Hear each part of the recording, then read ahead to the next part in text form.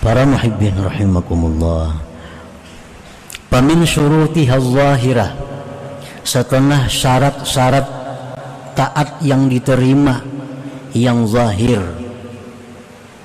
ada uha fi waktiha, menunaikan taat itu di dalam waktunya. Menunaikan taat itu di dalam waktunya. Nah, apabila sebuah taat itu kita kerjakan sudah lewat waktunya, nah, tentu tidak akan diterima lagi oleh Allah Subhanahu wa ta'ala. Kalau kita undangan pengantin jam 1 sampai jam 4, itu undangan. Datang pukul 6, tetap disilahkan masuk, ya ampun rumah, tapi makanannya sudah habis, hidangannya sudah habis. Qala Nabi sallallahu alaihi wasallam, thalathatun la yaqbalullah minhum salatahum, zakara minha wa rajulun atas salata dibara. Ad-dibar ay ya'tiyaha ba'da an tafutah. Rasulullah sallallahu alaihi wasallam bersabda, 3 kelompok yang mana Allah tidak menerima dari mereka itu sembahyang mereka.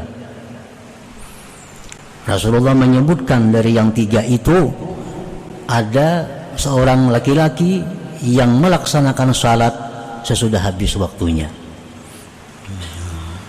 Nah, sembahyang itu ada waktunya. Zuhur dari jam 12:04 sampai jam 3 sekian. Kalau kita sembahyang zuhur jam 4 tutup sudah. Itu ada zuhur lagi yang masuk asar. Jadi sembahyang kita zuhur itu, walaupun kita menunaikan kewajiban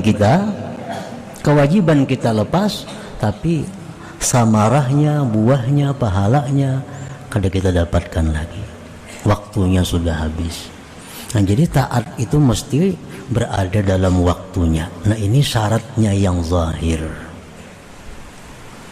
Orang keasikan begawi, bekerja waktu zuhur, asik sehingga liwat taka asar. Nah, sembahyang zuhur tetap wajib baginya, tetapi tidak akan dapat pahala, karena Allah tidak menerima sembahyang seseorang yang dilaksanakan di luar waktunya.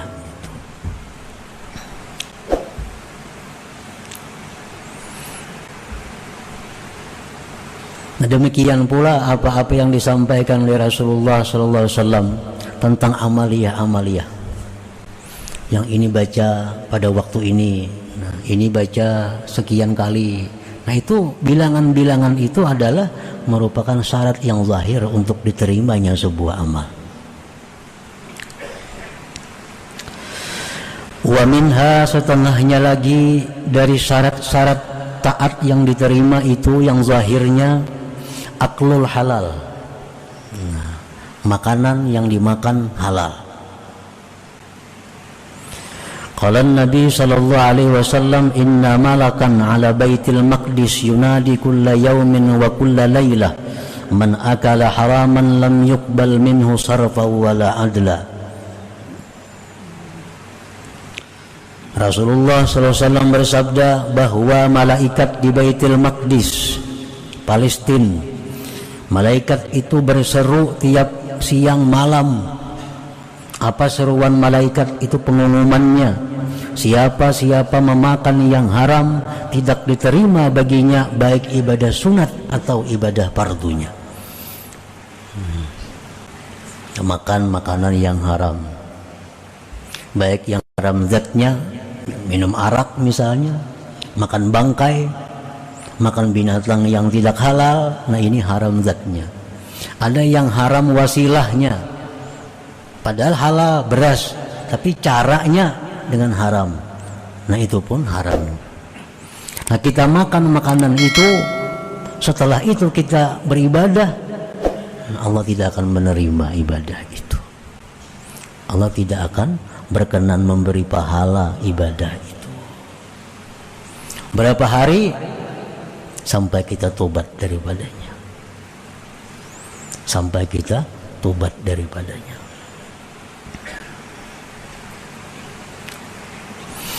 Walibasul halal, pakaian halal.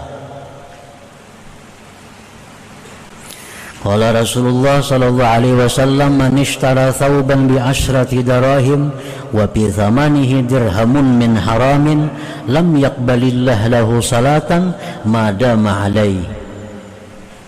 Barang siapa yang membeli pakaian dengan 10 dirham dan pada harganya itu ada 1 dirham dari yang haram, Allah tidak menerima baginya sembahyang selama pakaian itu ada di atas tubuhnya.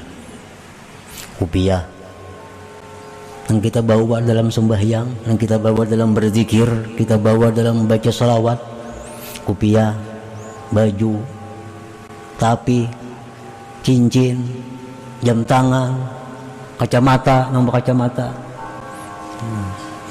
apa yang kita pakai, nah di situ ada haramnya, maka apa yang kita perbuat itu pun Allah tidak akan berkenan memberikan pahala, memberikan ganjarannya. Nah ini syarat-syarat yang zahirnya. Wa malul halal, harta yang halal, in kanatit ta'atu hajjan aw sadaqatan aw nahwahuma. Harta yang halal jika taat itu berupa haji, sedekah atau seumpamanya. Qala Nabi sallallahu alaihi wasallam, man hajja bimalin haramin faqala labbaik qala malak la labbaika wala sa'daik hajjuka mardudun alaik. Barang siapa yang naik haji ada hartanya yang haram, dia berkata dalam ihram labbaik Allahumma labbaik, dijawab dengan la labbaik, tidak ada labbaik, hajjuka mardud, haji engkau ditolak. Ini syarat yang zahir untuk diterima sebuah amal. Qala Nabi sallallahu alaihi wasallam, la taghbitanna jami'al mal min ghairi hillih fa innahu in tasaddaqa bih lam yuqbal minhu. Jangan kamu ingin, jangan kamu iri, jangan kamu hendak menurut orang yang mengumpulkan harta dari jalan yang tidak halal. Orang saling kaya, sugih, tapi hartanya banyak kada halal, jangan iri, jangan dituruti, jangan ingin. Karena jika dia bersedekah dengannya, lam yuqbal minhu, tidak diterima daripadanya.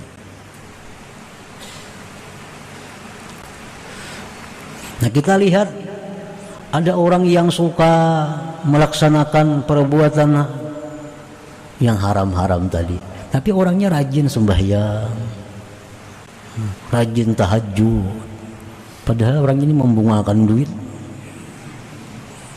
atau berhutang berbunga duit, tapi tahajud orangnya. Nah, itu biasa aja, karena memang Allah ada membuka pintu amal tapi tidak membuka pintu kabul, pintu terima.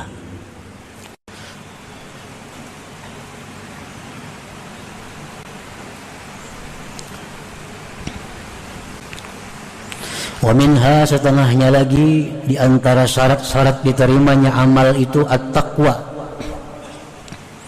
Qala Allah Ta'ala, innama yataqabbalullah minal muttaqin. Allah hanya menerima amal orang yang takwa kepada Allah Subhanahu wa Ta'ala.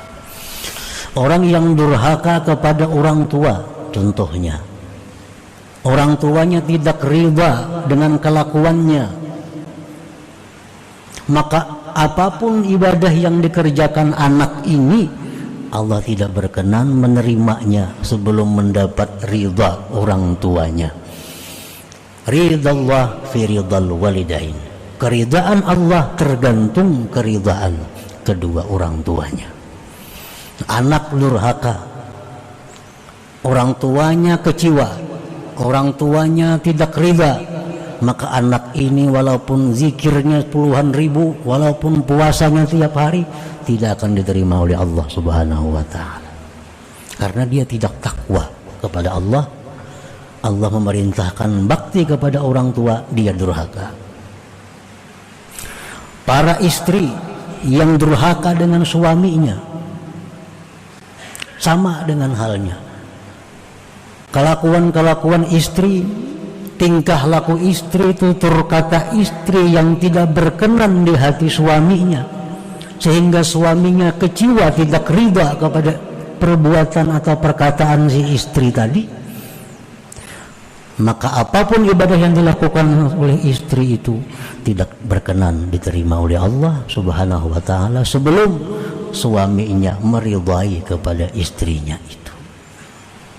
Kenapa sebabnya? Karena istri yang durhaka itu istri yang tidak takwa kepada Allah Subhanahu wa ta'ala.